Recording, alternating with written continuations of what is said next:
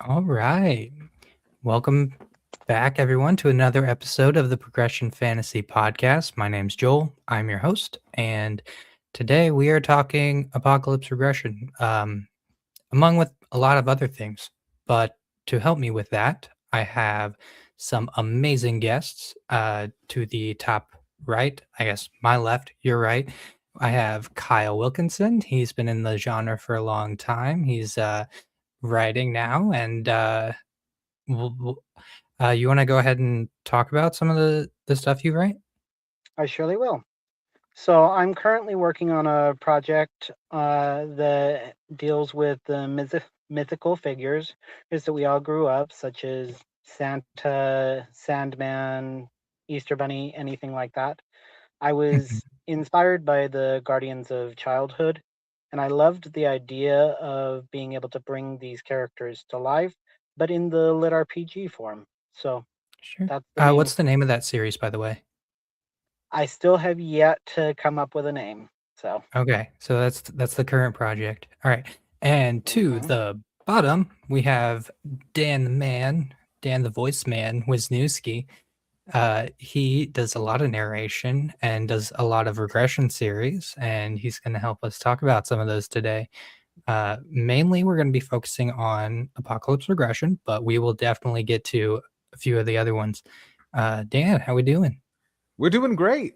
I just finished working on another series right now. I was just finishing up my day, working on 2 books at once for the next couple Hell of yeah. whiles. We Double are fisting it. double fisting it. Like I like to do it as a partner book to start my day, like a chapter or two there, just to warm everything up and get it all going. Then a Mhm. bunch of solo stuff, then lunch, then another chunk of partner stuff because I can actually like clear my throat without having to be like, oh, okay, I'm not losing space because these are partner lines. I can just click, and now I'm back into it. And then Mhm. back into the solo stuff. So you're getting me right at the end of a 6-hour day. Nice. Yeah. So your voice is going out, is what I'm hearing. No, I am strong as steel, my dude. I am ready to go. I love it. Hydration, it's key, boys and girls, and all those in between. Yeah. So why don't we get into this? Apocalypse regression. So Dan, do you remember enough of this to do a summary, or would you like me to do it? I will. I want to hear you give the summary, You want to hear and me do the then summary? I'll tell you Uh, how good of a job you did, and I can fill in gaps if need be. So go ahead. Impress me, boy. Impress me. all right. So this is a apocalypse regression series.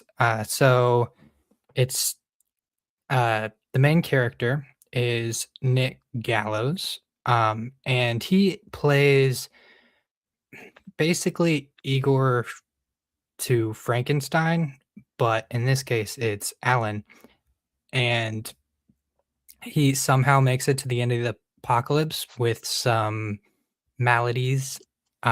He was poisoned, and his body is crippled.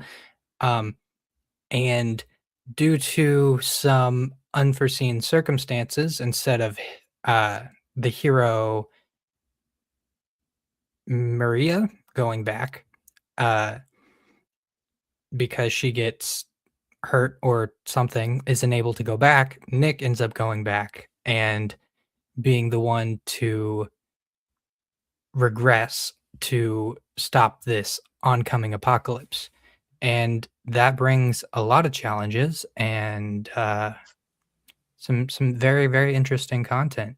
Yeah. I pretty on point. I guess I would describe it as in a world of dungeon breaks and in a world of dungeon exploration and progression, when you make it to the apocalypse and the Mhm. chosen one, the one who will save everything, is killed in the first 2 minutes, it's up to the scout scrapper, don't know how he got to this, who to go back, fix everything, and also redo high school. Yeah. It's a lot of it's a wonderful 8-book series written by Charles Dean and R.A. Mejia, two wonderful gentlemen, co-narrated by myself and the amazingly talented Elizabeth Plant. Mhm. And it's a tale of I guess I would describe it as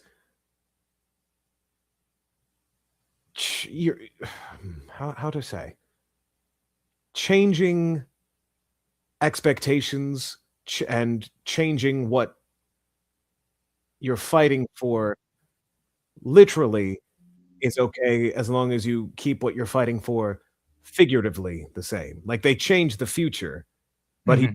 fighting for a future. He's fighting for his new friends, his new family, people that didn't even make it to the end. And as the series goes on, they do, and he's able to use his knowledge of the future to fix certain things, but then that knowledge goes away because it's no longer the same future he knew. So it's a So wonderful series. so I haven't read the final book. Is it completed? Series? The series will be done this year, 8 books. Okay. I'm going to start working on the audio actually next month, going into April. We're going to take 2 months on that one. Big So hype. it's going to be great. So I'm not going to talk too much about the last Yeah. book because I have loved this series for how Mhm. unexpectedly supported it's been. It's a very underrated lit RPG series, in my opinion. Oh no, we lost Kyle. Bye, Kyle. That's fine. He'll be back. He'll be back. It's fine. He's just going to the future. Mhm. He's regressing. He's regressing. He'll be back. He'll be back, everyone. But it's Right there he is. there he is. Welcome back.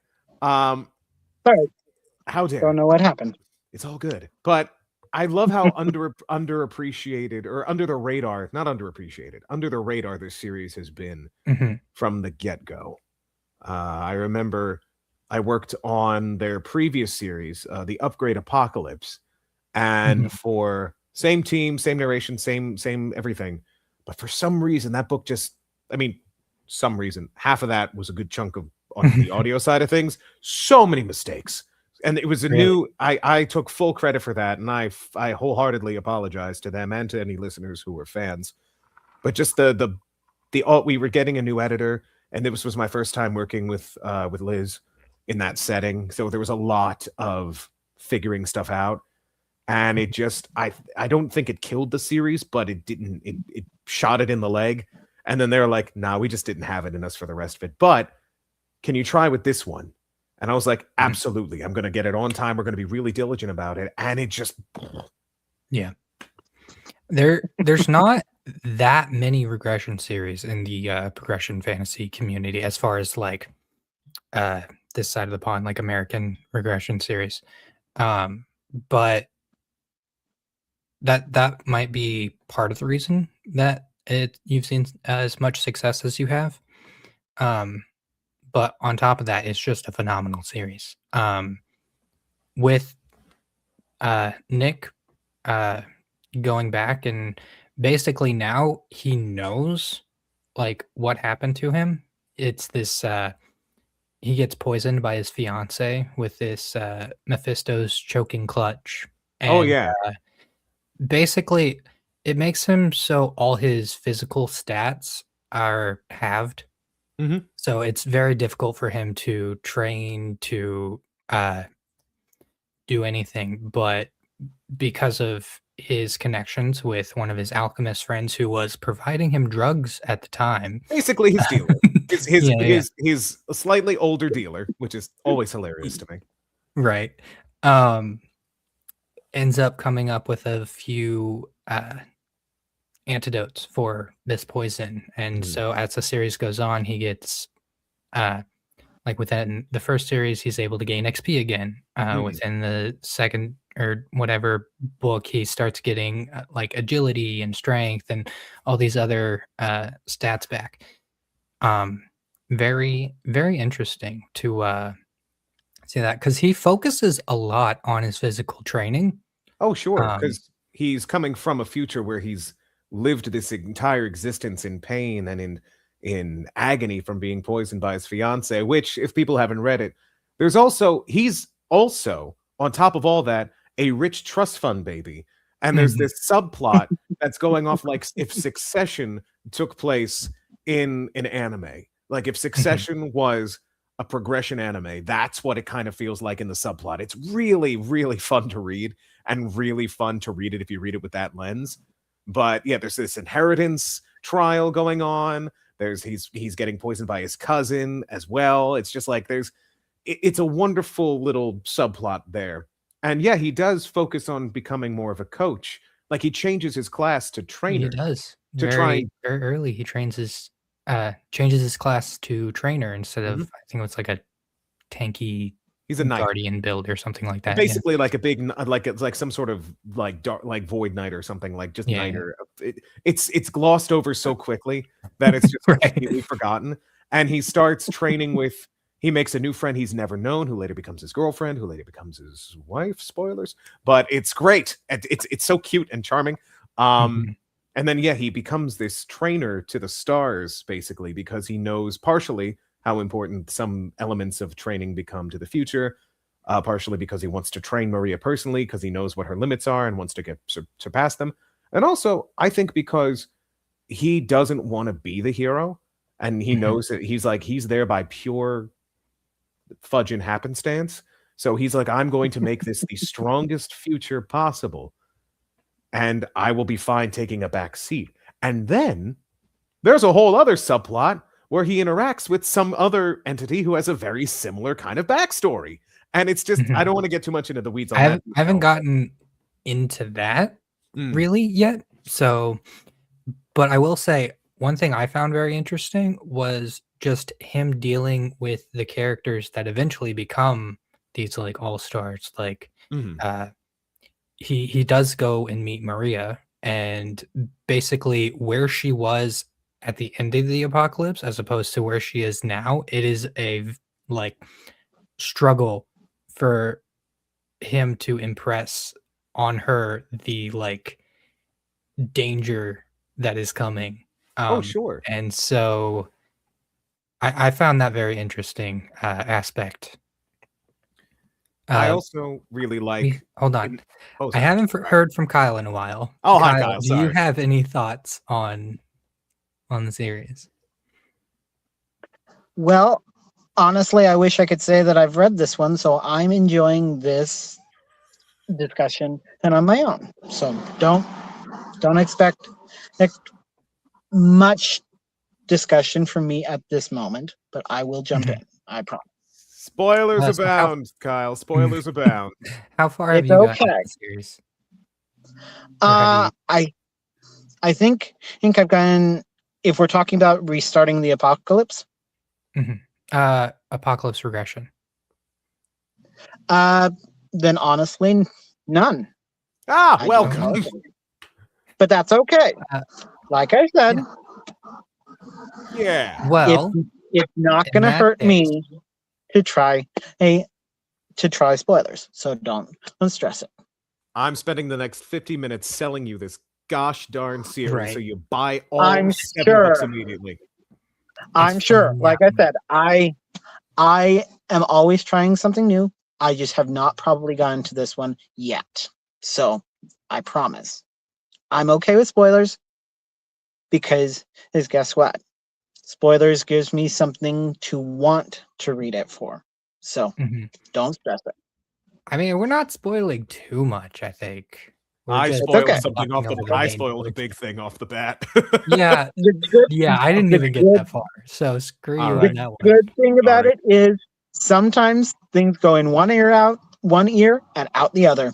So to be fair, if it's going to be anybody who spoils it, the guy who narrates it, that's a good person to get it to be spoiled by. It's like, whoops. That is true. That is true. It's a great romance, if I may say, just like the buildup of like that, how that goes. It's a wonderfully written romance. It feels so real and so genuine, and so. I do really love Cioa's character. Oh, she's great, and she's narrated to perfection. I could talk forever about that. I love working with Liz. I think she is a phenomenal talent. I think that she is the only reason she's not bigger in the genre is because she's off doing her own thing and making games, and like hell yeah, that, like she is perfectly fine. She is very busy, but she makes time for little old me, so that's nice. So, what are some other series that you regression series you do, Daniel? Regression series, other regressions. Well, Put let you me on the think, let me spot think, let me- here. I know. I mostly do isekai. I've mostly done isekai. Mhm. The regression side of things. There was one that I saw that was it was like evil sect leader takes over or something like that. Hmm. Let me try and find it Yeah, here. try and find it, and I'll think of it while I extol to Kyle the virtues of this series. So, Yes, go what's ahead. especially good about this series that I like over other, what I like in addition to other progression series, is that it's so, I'm not going to say short. It's Mhm. it's such this perfect size for each story that it contains. Each one's like 8 hours. They're like the easiest reads. They just flow. It's just a flow Okay. state. I know I can if I get into this book, I can finish it like that. The only reason I don't is because I've tried to take my time, and I'm like, oh wow, Yeah, I of course. want to take my time with that. But it's Yeah. it's such a well fleshed out world, and I really praise Charles and Ramon for making such an amazingly fleshed out world in these. It's a long series, but they're short books. Like I thought they could have gone for another 10. I really did. Right. I really think it's there. But I hope they make other books in this series. I hope that they write other ideas into this, because I just think that it is also just such an underrated series that I'm very proud of the work that got done on it. And the characters are just fun. Like I love Nick Gallows. I think he's such Mhm. it's so easy to write an old man in a young man's body as world weary or kind of pretentious or talks down to the characters around him, and he doesn't. He genuinely feels like, oh, this is okay, I got to meet them at this level. And even then he's like, I'm aware that I'm older, but I don't want to be. Like, and another thing I like about it And is that, unless he hangs out with his grandfather too much, and then oh he's, yeah, his grandfather's so fun. I imagine Brian Cox when I narrate that. I Yeah. love that character so much. Again, Succession, but in an anime. But what I really like about it is the fun idea of all these people that he becomes, like the All-Stars you mentioned, and Maria and everything. They all are friends, but after college, they meet in college and then after. Mhm. So it's like, how would I be? Would I have still become friends with my college friends if we met in high school when we were all the worst version of ourselves? Like Right. that's what I really like about it. And it's so believable. Like the first book or two, especially, is so believable for how they would actually act as people. I think it's great. I just love it. Did you find I the other? honestly find it interesting how quickly he gets over the fact that these aren't the same people and how he kind of deals with that. Because You it's know? it's real. I think it's just that he knows that he's on the clock. Because it's like he is relying on these people. So no matter whether they're the people he knew before or like entirely new people, he's still relying on them to help him counteract the apocalypse. Oh yeah, that's another thing. Yeah, like the friends that he knew, it's like there's a whole chunk of the book where he's just like, I accept that the people that I knew are dead and I can no longer save them, but these versions of them now are real, are alive. They are my family. Oh, yeah, I like that. I just love regression. Okay, now in general. Go ahead. Now I'm really kicking myself because I just looked it up and I realized two of my favorite authors are the ones that wrote this. So why have I Yes. not picked this up? Ramon. I'm so and, sorry. Oh, Charles and Ramon, they're great. Yeah. And they're Yeah. lovely human beings. And they're just so Yes. understanding of my schedule. And they're just very Yes. like, look, we want to work with you as much as we can. And I try to, and I give them whatever blood runs, whatever. I'm tapped out, man, but I give you what I got. Like it's that kind of thing. I truly do love working with those guys. And I'm glad that this series makes up for the one that I cocked up, you know? Yeah. Like that was mine. Did you find the series you were looking for? I did not see many regression series. There are a lot of really good books that you do, but Well, Wait, do let tell. me see. Tell the people at home. I don't know. Well, like, so not a regression, more time loop, but Mm. Stubborn Skill Grinder. Oh, that Yeah. book. Oh my gosh. Okay. Oh my. Oh. You gonna get into that one? Yes, let me just turn on my light real quick. I realized it got darker here than I planned. One moment, I'll be right back. All right. Yeah, no. So difference between regression and time loop is instead of going back once to relive your childhood or past self, you are able to go back multiple times. In this case, with the Stubborn Skill Grinder, it is the fact that anytime he dies, he'll go back to a previous save version of himself. So that series, I remember when I was sent that. That was for Aethon. I was sent that by Rhett and Steve, and they're like, it was a trifecta of books that they sent me all at the same time. It was 1% Lifesteal, Mage Tank, Stubborn Skill Grinder, all three at the same phenomenal series. time. And it was like, it was my first year under a new contract with them. I'm like, hey, if you just give me some stuff that I can really sink my teeth into, I promise you results. And all three of them are exceptionally well. Yes. They're doing surprisingly really well. Skill Grinder, though, what I find difficult about progression and time loops and things like that, especially time loops, is that making the same situations interesting from a performance standpoint, because there are times where I have to say the same lines again and again and again and repeat conversations, and you could just have it be the same exact. Like there was one moment in the newest book that just came out. I'm not going to spoil anything. I'm just going to say at the end of the book there is a moment where there is a very specific time loop, and there was a line read that I really liked, and I just decided, nah, this is gonna be the one time that I cheat and that I repeat the same read and the same file over and over and over for the entire time that this is happening. Also, because it's tough on the voice, because those chapters, Mother Hubbard. We got a freaking Brian. Hello, Brian. Brian. Hey, hello, Brian. It is 5, so I'm able to stay up, right? What's up, Buttercup? I got he listened to me. I asked him to come listen, and I appreciate that. Well, now I got to talk about Quest Academy at some point, but no, you don't. Yes, I do.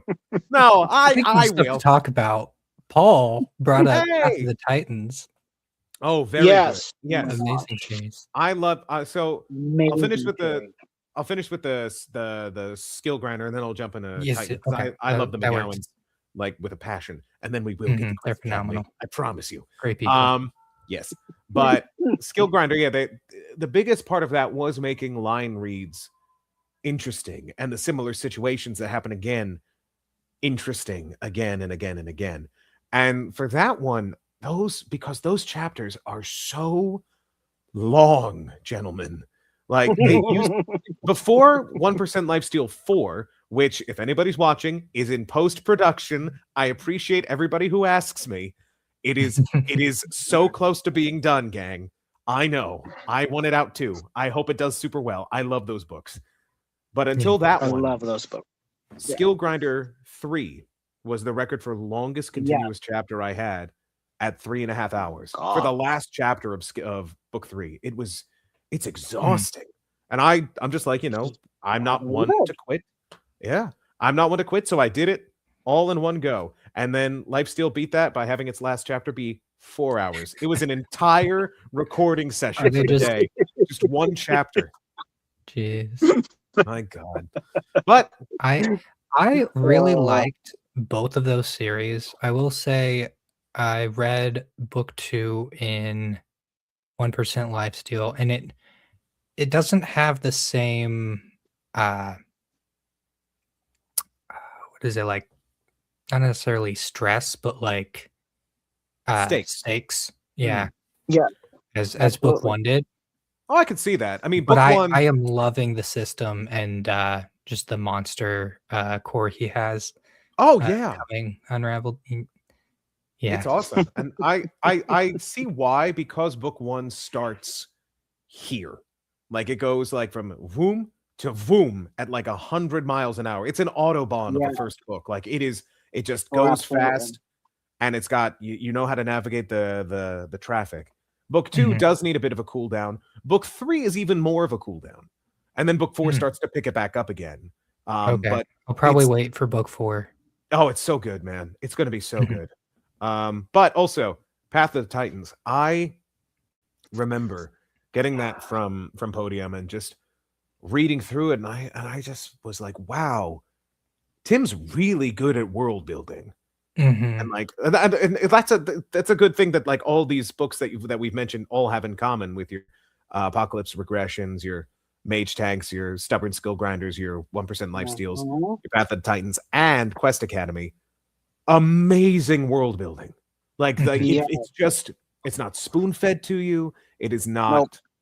It's just natural, and it comes about in a very believable, realistic way. And what I remember meeting Tim at Dragon Con, and Mhm. that was that weekend, that Dragon Con weekend, it got onto the bestsellers list for Audible. Like it just shot up for whatever reason. I think it was actually like it was a part of the Daily Dealer on sale or something. You also do super genetics. Yes, also great world building. I've been blessed a plethora of inundation of riches in regards to world building because I love good world building. But Mhm. Path of the Titans, I So remember one of the things that I joke about yes. Timothy when I have him on is whenever he writes a series, what he'll do is he'll write a complete world and then be like, scrap it, we're going to explore the multiverse, or something happens, and he's like, there's also this other system on top of it, right? Mhm. No, yeah, he told me before that he had a character in the Path of the Titan series coming from another book series he wrote, and he's like, voice him however you want. I like the way you did it. And I was like, yes, thank you. And he became one of my favorite characters. He's the All Might sounding dude. Whose name escapes me right now, just because there's so many. So But many books. but I remember that being the first time I met him, and at the Podium meet and greet, and I'm like, hey, we just made a bestseller. How do you feel about that? Hell yeah. And he's like, oh, awesome. And I was like, I'll get us some more drinks. And it was a good time. It was a great. And then we got interviewed for like Podium's thing, and they were asking, oh, what's a fun fact about you guys? And I'm like, well, fun fact is we just made the Audible's bestseller list. So I was very proud of him for that, and was very proud of the work we did on that. That series didn't get as much traction as I would have liked, but I'm proud of the work, and I think he should be too. But then jumping into Quest I will say Academy. Path of the Titans is one of my favorite series he does. It's a really good series. It's just my biggest problem with it is that it feels incomplete, and at the end, it just sort of. I get why, because it's a good 3-book arc. It could have been 5, but I understand why. It's like other series take attention, things just like don't pan out. I think he's in the middle of like 4 series at the time. Yeah, he's a little busy, but then going into Quest Academy and that world building, I just finished the most recent book like a couple weeks ago. I just sent in the final files to Podium about 2 weeks ago, and oh my god, super excited! It's gonna be great. It's gonna be great. There's a really great monologue that I get to do, and Brian, that talented, good old friend, like he wrote me this amazing, exhausted monologue that I restarted about 5 times, and I'm like, nope. All right. And then we're working on super genetics also later in the coming months, and that's going to be really good too. I am excited for. There's a lot of good projects on the horizon. There's one I'm really excited about that is coming out in March called Brand of the Blood Heir. That is that is a Jamie Castle book. He co-wrote it with, I believe, correct me if I'm wrong on the name, but it's not out yet, so no, yeah, it's on the Audibles. It's up for pre-sale now. You should buy it now. Just go through Daniel Wisniewski's log and just buy everything. Yes, They're all CJ Aaron. true. I was going to say CJ Aaron and Jamie Castle, but what I especially liked about that one, that I felt I did so well about that, and what I also again like about it so much is again the world building, but it's so dark. It's so just rich. It's like Black Forest cake. It's so just I ate it in like so many small bits and pieces because it just was So- like I want to take my time. Compared to Yeah. Super Genetics, darker. It's more Dishonored style, more thief, more. Okay. If you're familiar with my work on Isekai Assassin, more along those lines, with a very cool protagonist and a very cool mystery of a world that will be unraveled with the reader as it's going on. And I just really liked it. And I would like it if people buy it and listen to me, because I'm very proud of it and I don't want it to fail. I don't think it will, but I will say I'm looking forward to it. I think you sold me on it. Yay.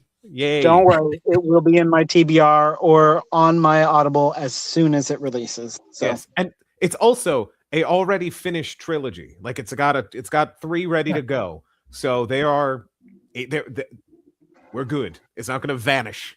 So that's always good. You know that there could be an end. It might not be the end, but it could be an end. So I just hope it does well. But yes, what else, gentlemen? Oh my gosh. Do you want to go back and like deep dive into anything we talked about so far? I don't know. Kyle, do you want to deep dive into anything? Since what's one of mine that you'd like to hear questions about? Because I feel bad that it's Apocalypse Regression and you know next to nothing about it. I feel bad for you for that. So you can it's okay. change the promo. We image, didn't even Joel. mention Tokens and Towers, by the way. Oh my gosh! Yeah. Live by the book, die by the book. Oh goodness. If That- you don't mention Tokens and Towers, there's something wrong. That book So. did one very good thing for me, and it made Geneva a fan, and I will take that to the goddamn bank. Yeah. It's nice. But yeah. Well, no matter what, I mean, before we move on to that, we have to go with Quest Academy. But you did an absolutely incredible job for Golem Master. Like that. Oh, thank you. That was Thank you. one that I'm begging for number 2 and number 3 and number 4 and number 5. Like, but I also understand you have a lot on your plate, so I will take what that you can give when you can give it. Well, I think Golem Master hit really close to the heart for a lot of progression fantasy fans. I can see why. It's written because it's written by a fan. Because TJ is just like he's such a passionate fan of the genre and the people in it, and that bleeds through. You know, it's It shows. it's one of those things that regardless of first bookitis, like which all the natural pitfalls that happen with that's just something that happens. The heart overpowers and the passion overpowers, and I think that's why it strikes such a chord, because it's truly like, oh wow. I mean, he Fan did a first. phenomenal job setting up for book 2 as well. Yeah, true. no, he really did. Like a really solid. There's a phenomenal. solid path.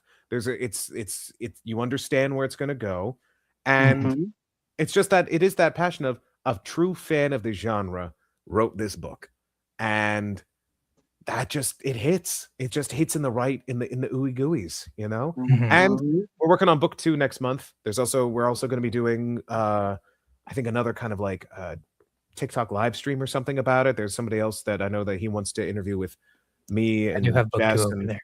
yeah. It's possibly Jeff, but I could be wrong. But don't quote me on that. But yeah, so that's gonna be happening there. And I try to get to as many books as I can as fast as I can, because I love this genre. I love the love that's in this genre, and I want to be the only voice people hear. No, I don't. No, you But don't. You really do. Variety is No. the spice of life. Mm. But I truly just love all the work that I get to work on, because at this point in my life, it's very Question. few. Yes. How fast do you normally finish a series? I can narrate a book typically. It all depends.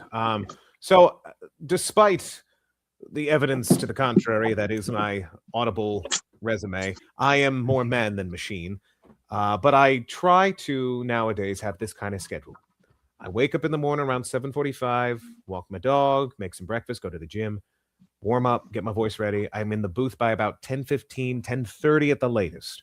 And then I record from 10:30 to 1-ish, 1:15 if I need some bleed over. I get some lunch, re-steam, like I was telling you earlier, and get back in around 2-ish, record till about 4:35. So at that pace, I've got about 5 to 6 hours of audio at the end of the day. And I do my own editing. A pretty decent chunk. Thank you. I do my own editing usually, and that's also I have about a 90 to 91% efficacy rate. So Huge. So that's like 2-3 days, maybe, depending on the book length. Yeah. Yeah. Jeez. That's pretty incredible. Not a machine, my ass. Get out of here. Well, that's the problem. Is like I have to be very careful nowadays because it's just. I'm getting older. But it's also just that I've been doing this nonstop for 6 years, going on 7. So it's a good thing that I was trained in such a way to be able to know how to take care of my voice, know when to stop, know when to take a pause, take the weekends off, don't do a lot of screaming, things like that.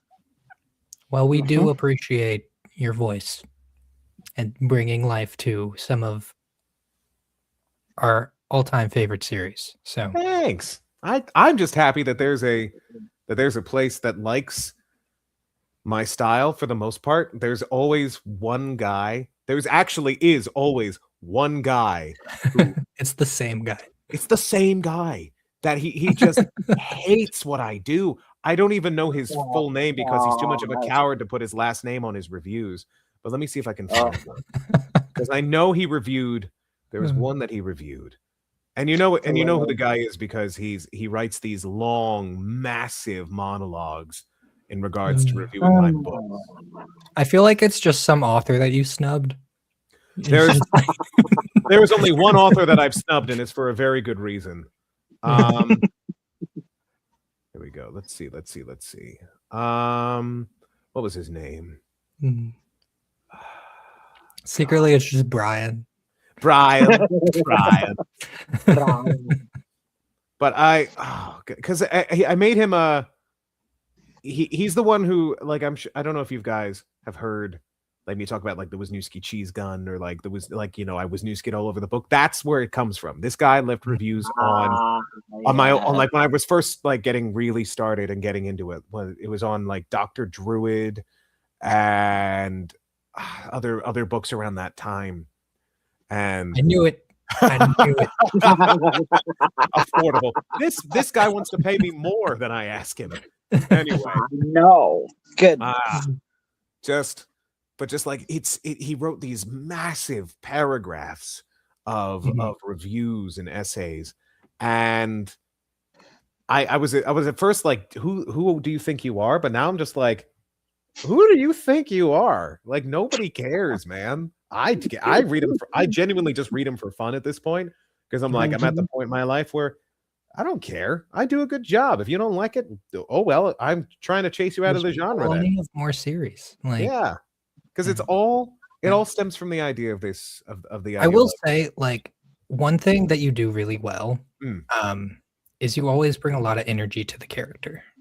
Oh yeah, absolutely. Any series that you do, they're very energetic and like hello, like and I feel like that's very unique style for you.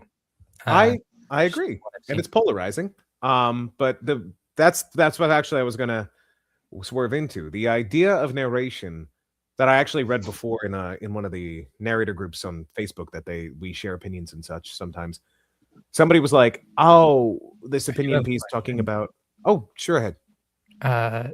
Paul wrote, "How is transitioning from stage to booth, and did it prepare you for the chaos of Lit RPG?" This is all intertwining. Awesome. So this is good. So I can talk about that. So to go into that, and then I'll bleed into the question. So the idea that this opinion that was shared was, I just want you to read the book to me. Why are you distracting me from this with your character choices? Mhm. And I am a student of theater. I studied theater for about 9 years, 10 years, 4 in high school, 4 in college, because I went to a high school that was a performing arts school. I had a degree Mhm. from high school in theater, and then a degree from college in theater. And then I worked in Oh, very theater cool. up until the pandemic. Yeah, it was cool. It was nice. I just rolled around on the floor. No, there's more to it than that. Got to be vulnerable at 8 a.m. But I always had impressed upon me, it's not about being big, and it's not about being, dramatic in that regard. It's just about being authentic. You have to be authentic to the characters that you are portraying, and you have to be authentic to the circumstances that they demand. Now, Lit Mhm. RPG, to get to the question, Mhm. the chaos of Lit RPG, I was wonderfully prepared because I love the genre. I Mhm. love the stakes, and I also love how quickly things become so intense. And I tried at first to be more subdued and so I wasn't killing my voice. And this is the style. You're not supposed to be so blah, blah, blah, blah, dramatic or cheesy, as I've been told. But you can only voice gods of the void between voids undramatically for so long. Yeah. You can only voice like a dragon eons old so subtly. Right. I am not a cheesy actor. I am an authentic actor for the circumstances, and the circumstances are heightened in every single one of these stories. Mhm. Everybody's got That's heightened what circumstances. Even the narrator has a your point of view. style really lends a lot of weight to. Yes, and I also made peace with the fact that I am not a narrator that one falls asleep to, because Mhm. I shouldn't be, and I don't believe No, that narration you should be absolutely shouldn't. I should be mean, lulling. if I needed to, maybe, but Maybe, but I'm more of the audio Possibly, play. but I could never fall asleep to your voice. You just keep me excited. So Thank you. That's as my partner Rebecca would say. She says there are 2 types of narrators: those who help you fall asleep, those who help you stay awake. I'm the latter. I'm an orator. I'm a Mhm. campfire guy. I'm not trying to distract from the story with my performance. I'm not trying to drag you out of it. I don't want you to notice. Actually, Jeff Hayes said this in an interview. I don't want you to be distracted by my voice choice and my character choice. I want to fall into that. I want you to forget that you're listening to me, because the characters are so fleshed out and they're so presented. And because this is an only auditory art, I need to make those choices distinct and authentic. If they're big, maybe don't listen to the book with the dragons and the void gods. It They're not really subtle. makes it really makes it hard on my end, because I have to make notes while listening to a phenomenal story that I just want to get lost in. Yeah. So I'm just like, I just my job is thank that you for that. I also want to make it entertaining for Mhm. myself. I can't do this any other way. I genuinely Mhm. find it boring, and I find it a little bit pretentious, because I genuinely think that if you do not give it your all with your effort, what are you doing? Why are you just reading it? That's why people are going to AI, because they're like, oh, it's just reading me the things. I'm like, nah, man, no robot can do this. This is the human Right. art form No, in its entirety. It That's brings the characters to life. it's supposed to, yes. And I'm like, Yeah. they can try, it can only imitate, it can never create. And that's what I try to do with all my things. So to answer that, I felt very prepared from switching from stage to the booth. And thankfully, I fell into a genre that agreed with me for the most part, and publishers who genuinely love what I do. Because that's also with my I'll say this, especially I will always support these guys, but Rhett and Steve at Athon, we are on the same wavelength with that. They're like, we love what you do, and I'm like, I love what you guys do, because it's just so character rich, and it's just, there is no half-assing at all. Dude, whoever Mhm. is picking the talent at Athon is just doing a phenomenal job. Yeah, they're great. They're a great company. I can say I have nothing but good things to say about them. Just genuinely, I love working with them, and I look forward to keep working with them. Yeah. Unless I mess up, in which case, please don't fire me. No, I mean, there's maybe like a couple series I could think of, but out of the like couple dozen that I've like read from them, they're always really good job. It's always a hit. It's always like, at least if it's it might be just a single. It's getting to the point now where I'm like, oh, Athon, they do a pretty good job. I'm check it out. They're getting a name behind them that's like a name for quality. I feel like. I want them, and this is something we've talked about, like actually in business chat and such.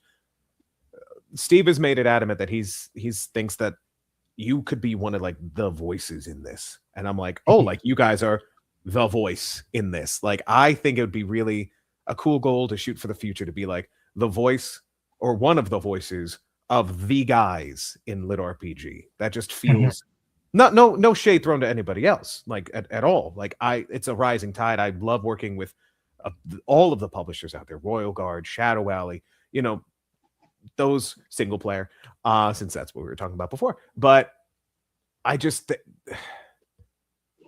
it's just that, like I was saying before, Lifesteal, Mage Tank, Skill Grinder, all from those guys.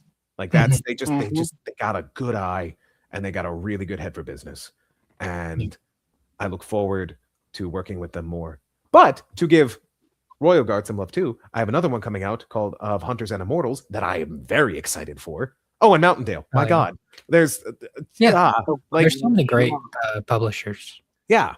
I'm just singing one's praise. I could compliment them all, but I'm just I'm working on their thing next, so that's why they're right on my brain.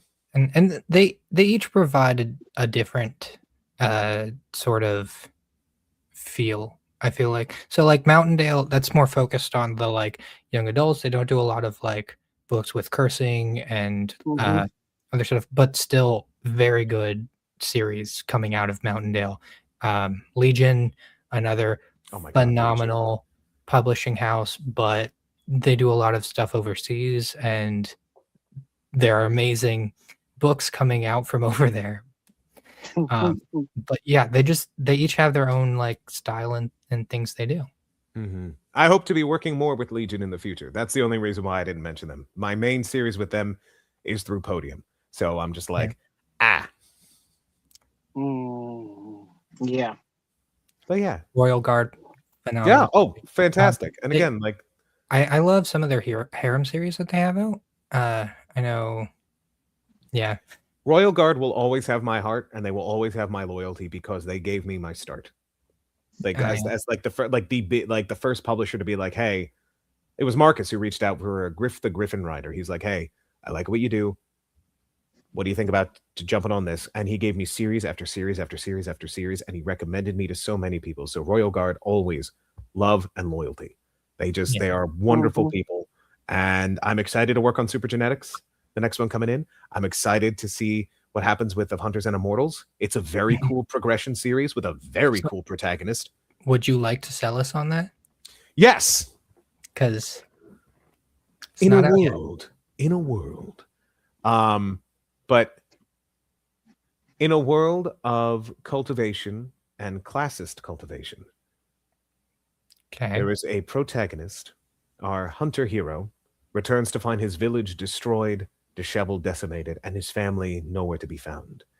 And on his quest for vengeance and the recovery of his family, he discovers an innate power that is noticed by the powers that be.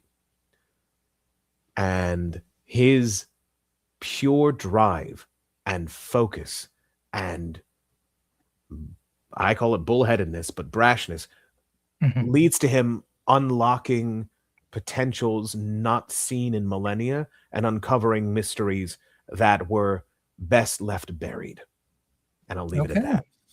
It's a very cool series with a very fun protagonist, in the sense of like a very relatable, genuinely like solid young adult protagonist that I find their biggest problem sometimes in series like that. They can be very whiny or very one track mind. It's very hard to find a cultivation series that is relatable.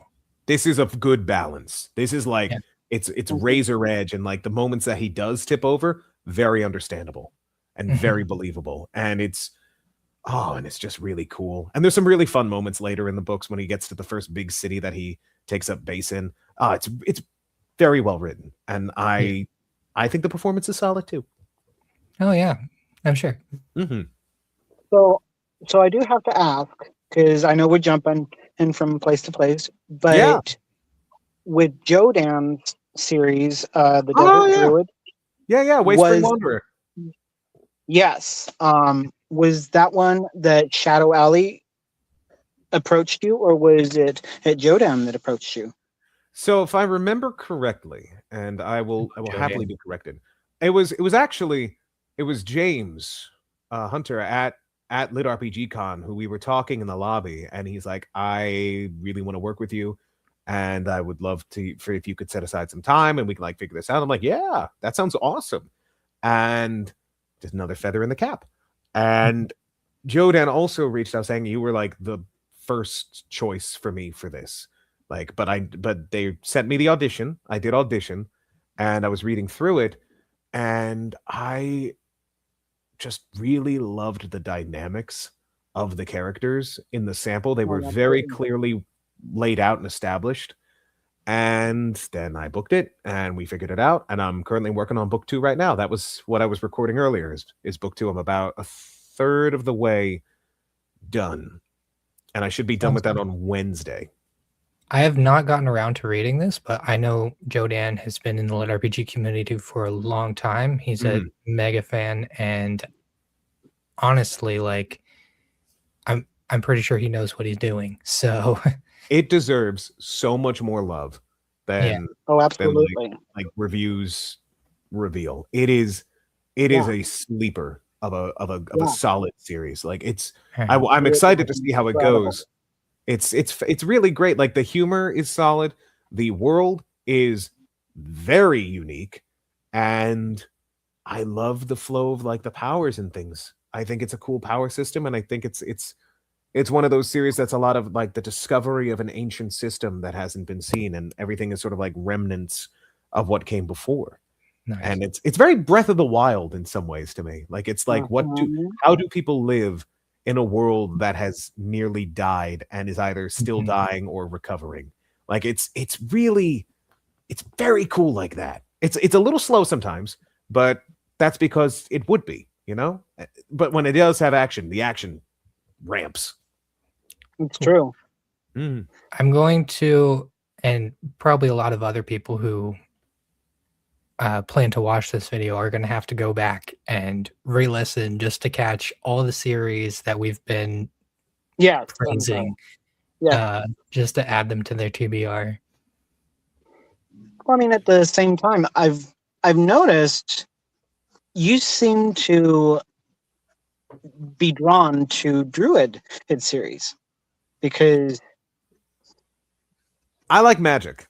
When I play my games, I like in my current D&D campaign, I'm a wizard. I'm playing Inquisition again. I'm a mage. When I play Skyrim, I'm a spell sword. I love magic, and I love magic systems, and I love the inherent spirituality that can come with magic. Like I was raised Catholic. Definitely some. Sorry, go ahead. I was just saying, like I was raised Catholic. I was raised with an understanding of tradition and ritual, and what I love in fantasy, if they do their magic right, there is that sense there. Magic should be spiritual. That's why I love like Tolkien's magic, because it is so understated, but you know that there is such depth in there. It's also why I love George R. R. Martin's magic. Even though it's very like, you know, kind of dying in the world, it's still based in that sort of understanding of sacrifice, ritual, tradition. It's very official, very ostentatious. So when like series come along that's just like, oh, magic just happens, and you know, I'm not going to say any names. JK, I'll say a name. But if you get that, then you're a Ravenclaw. But I don't like those. But because it's just, I don't like it when it's not you don't have to explain it, but it needs to feel weighty. I need to feel the weight of this inherently mystical system. But yeah, I love magic and in fantasy. So I will say, that is something that really drew me to progression fantasy. Like, I really love the magic systems, and it's just interesting to see authors do something that like video game studios couldn't even dream of. Like, just some of the magic systems in these books are just so out there and so weighty and just feels magical. It's because it's the utilization of the art that I really appreciate. It's when authors understand that, hey, I have nothing but my imagination and the words on a page to express it. So we're going to use that to its fullest potential. Because yeah, games are limited by graphics, and there is some magical, wonderful, wonderful systems in place in games. Like, I really love the magic in the Dragon Age games, Veilguard notwithstanding. But I really love. Oh, it was garbage. Oh, yeah, I wonder why, Brian. I wonder why. Oh no, don't get me started. We don't have another hour. You can ask. You know what? You know what? How about this? Anybody who's watching, if you're going to Little RPG Con, if you want, find me at the bar, buy me a beer, and I will sit there until that beer is done and tell you why I hate Dragon Age the Veilguard. As a fan of the Dragon Age series, why I hate it. I will have like 12 beers by the end of that day.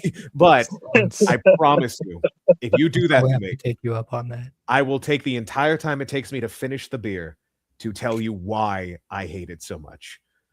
But I do love like the world around that magic. But that's what I love about this genre, yes, is if it's going to be fantastical, if it's going to be fantasy, really lean into the fantastic elements. Really do it. It's like that old like thing. Why am I playing D&D as a human? Like, you know, but I understand why. But my thing is, why am I playing D&D as anything but a mage? Even if it's one level, even if it's one skill level. It's true. I'm surprised Brian, you don't have a whiskey in hand right now. Don't worry, Brian. I'm definitely going to be buying him a couple of whiskeys, but that's a different story. Oh no! We're going to do light beers going forward. We've got to watch. Got to watch my girlish figure. But he's 30 now, guys. He's got to take it easy. Oh yeah, no. I just noticed. I did notice in the chats one of the questions about. Yes, I did see the dragon. Well, when I was sent Apocalypse Regression. If I can speak to that. Oh yes. Right. Yeah. All right. Considering that was the thumbnail. Exactly. What made me say yes, I want to narrate this? I'll give you an answer about the book and then about the circumstances outside of the book. About the book, what I liked the most about it was the first chapter. The first chapter, really, I read through it, and actually the first and the second because of the bleed in. I will ask, have you read many regression series before this one? I really haven't.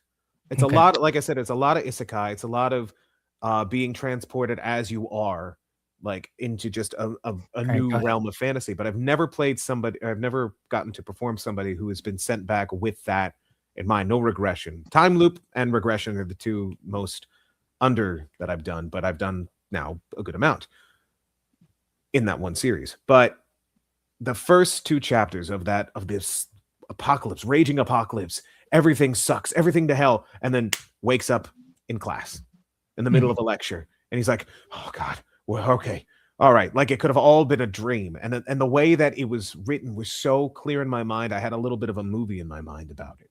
And I loved the clearness of the writing and of the painting of the picture. And I just said, I need to see where the rest of this goes. And the outside of the series reason was because, and for lack of, I do apologize for the language, but I done fucked up that first series with Charles and Ramon, and I really wanted to do right by them. I was like, I will do another series. I'm so sorry that this got messed up. And again, that's just my feelings. We've talked about it. It's been like, I was like, it wasn't just you. It was the way that like this one was just a better series. And I agree. I think that there's just more of a heart to it. There's more of a passion to it. There's more of there's more of an oomph Mhm. and a relatability. It definitely gives me reason. Like, if you were caught by the first chapter, then I have to get this right away. Like, this It's good. becomes number one on my TBR. It's really worth a read, and it's really going to be cool to see how it finishes. But yeah, so I wanted to show them that I could do right by them, and then they've done right by me for 7-8 more books. So That's one of the things that really drew me to regression series, is that the character goes back and he has all this prior knowledge, and it sort of lends him this weight of competency. And I just fall in love with characters that are competent. This, I will say, Apocalypse Regression, it's not as competent because starting out he is the like Igor character, he's helping out Alan. So like he knows how to survive, and in that aspect, anytime there's a situation where all we need to do is survive, he comes through, and it shows his weight of experience in those moments. But that is something that really drew me to regression series, because I love, like, I don't know, maybe like House, or like someone who's very competent in their field of like. But he's not arrogant, and that's what I really like. Yeah. I think what really sells this series and makes this series is the fact that the protagonist is not sanctimonious, he's not arrogant, he's not grossly insistent. He's just aware, and honestly his most tragic flaw is that he is so focused on saving the future that he forgets to live in the present, because he did that before. When he's in his past life, he was just living it up. He was very like, nothing matters, nihilist kind of vibe. But now he's a changed man. He's like, I can't do that. And then all of his friends and his loved ones are like, no, it is okay. You've done it. You're doing better. You've made us competent. You've made us better. So now we can give you time to breathe, time to enjoy this, time to relax a little. And I really like that. It's very human. I will die on this hill. This is probably the most relatable regression series I've seen. I concur. I would agree with that. I think that there is not a single moment where any of the characters act unbelievably. Like, I love in the first book, when the second he like meets Alan and they're like chatting, he's like, we're not friends. Why are you pretending we're friends? Yeah. And like, he has the reputation of being a douchey prep. And it takes an extreme circumstance for him to be like, okay, I believe you. And then they forge a new friendship.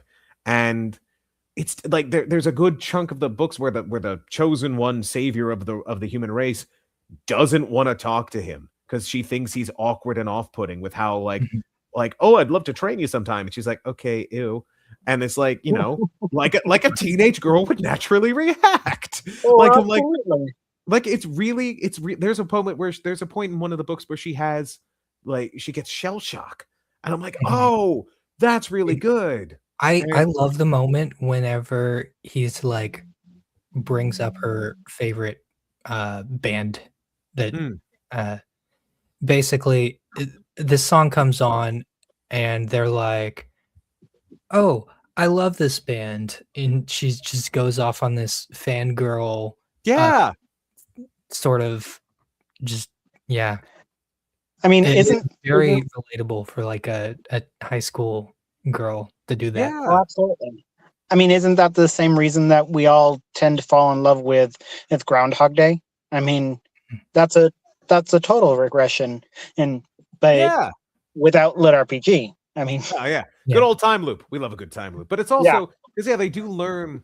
I love it when the characters like learn and grow around their circumstances in that, and it just does. Oh, it just does make me feel like that love for the series, because it's also written by guys who love this stuff and who like, you can tell that they care and they put effort into it, and it's just really great editing, editing, yeah. Which it is. Like that's another thing. It's like they know how to trim the fat, but it's a lot of great audio, is what I meant to say. But the other thing was true too. But yeah, it's just really great performances too. I will stand by that. I think that some of the better work that I've done, and I love working with Liz. I think she's an absolute talent. I wish she worked more in the genre. Honestly, I think she's the only thing stopping her is her other full-time job, also making art and doing stuff in a creative field. So on that high note, on that high note, On I that will note, say, yeah. why don't we start to wrap things up? All right. So do I want to do what you've been reading? I don't know. Why don't we do plugs first? Yeah. So why don't Kyle, why don't you tell us Okay. where can people find you, what you're working on, that kind of stuff. So besides the series that I'm working on, I've also started a recent podcast. If you look me up, if I'm on YouTube, Wilkie's World Wanderings. So if you want to find me, that's where I'm at. I'm also on TikTok, and you'll find me under Wilkie. Like, that's who I am. At this point, with all the advice that I've been given by incredible authors, they've told me, write the 5 books or the 7 books in the series and then release it. Because there's a big chance that if people love your books, they're going to want the second one as soon as possible. So that's what I'm working on. That's why you haven't seen this series yet. I'm working towards that. I will say that is something that I love about Athon is every time that a series releases, the next book is like already on physical, or like the next book is like, it's like back to back to back, or like has a release date for So Daniel, where can people find you? What you've been working on? Well, I was gonna say like asking me what you've been reading. A lot of things. But in regard to you can answer that question next. They can find me at my Instagram, Dan the Voice Man.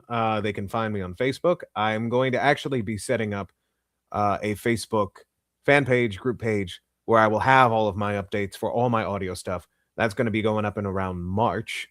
Nice. So that way people can just follow along with that. It's like a little newsletter. And yeah, I've been working on some writing stuff of my own, which will, at least a short story, will get published sometime in the next couple of months, which will be very cool. Hi. Yeah. And then further from that, who knows? Releasing it. I'm sorry? You're going to narrate that, or are you just really?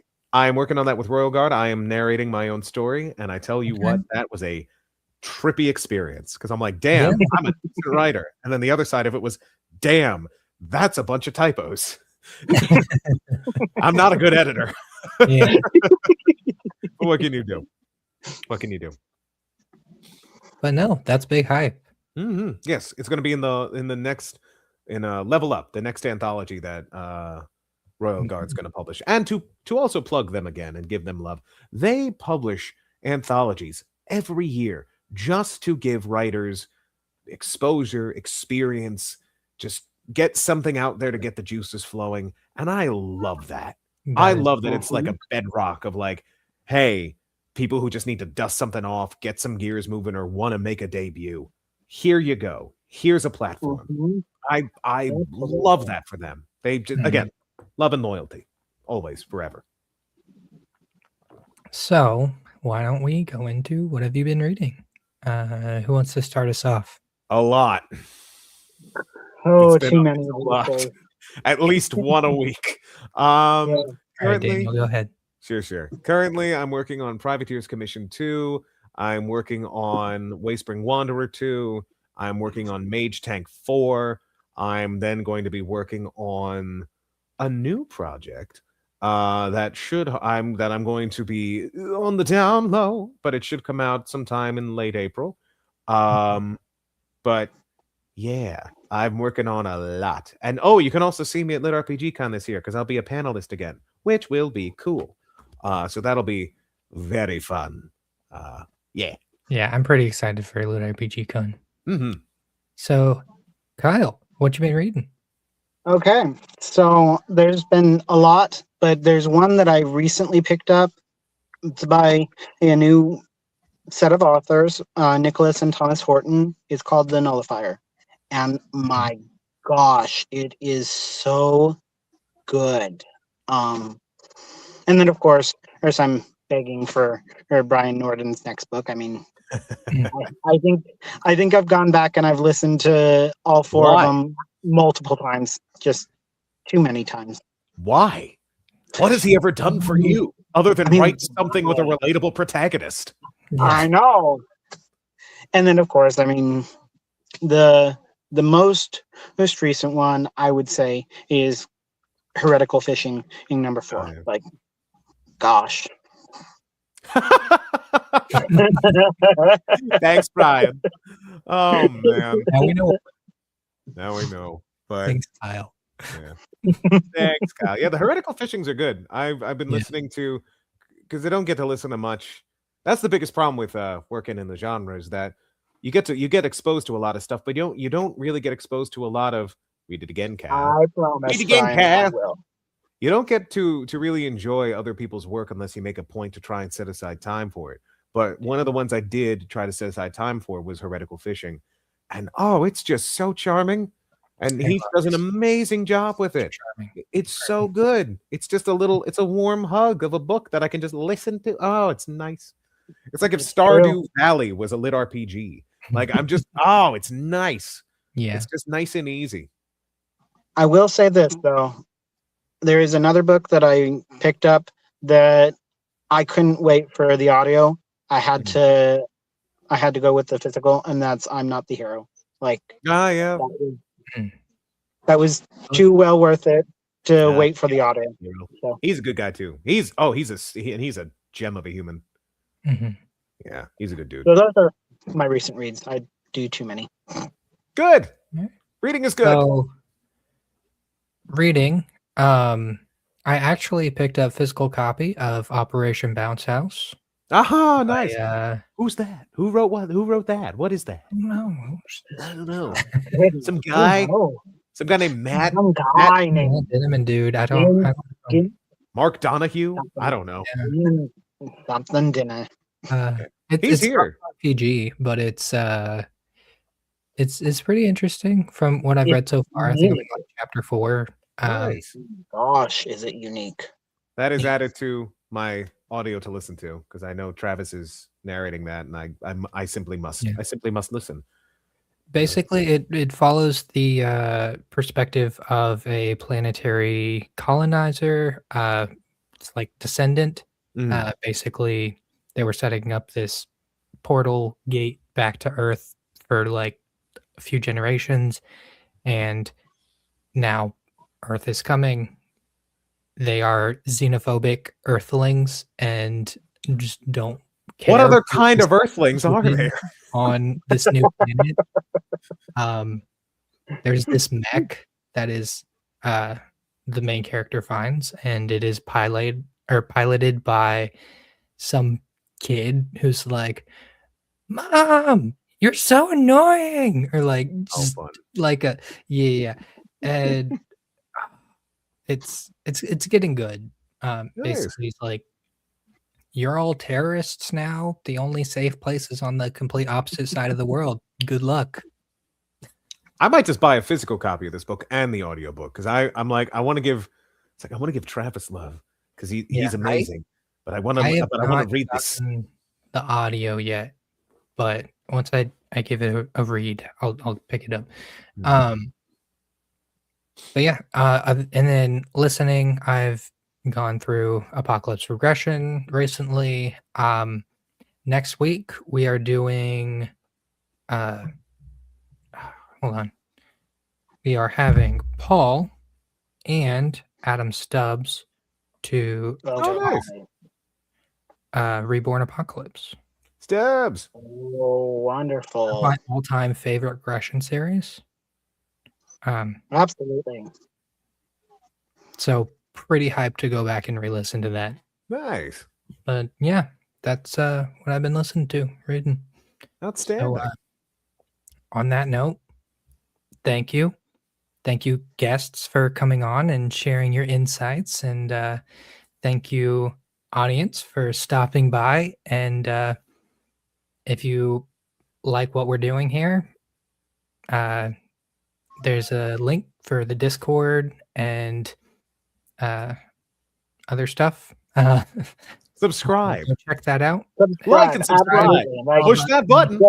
Yeah. show give some a- serious love to Joel. Like, Gotta give some showmanship, Joel. Little razzle dazzle.